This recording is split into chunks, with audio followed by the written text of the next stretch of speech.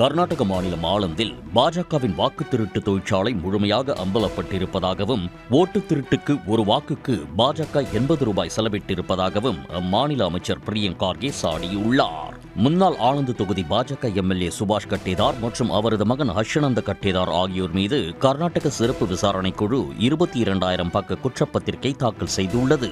இதுகுறித்து எக்ஸ் தளத்தில் பதிவிட்டுள்ள அமைச்சர் பிரியங்க் கார்கே, பாஜகவின் வாக்கு திருட்டு தொழிற்சாலை சந்தேகத்திற்கு இடமின்றி அம்பலப்பட்டிருப்பதாக சாடியுள்ளார்.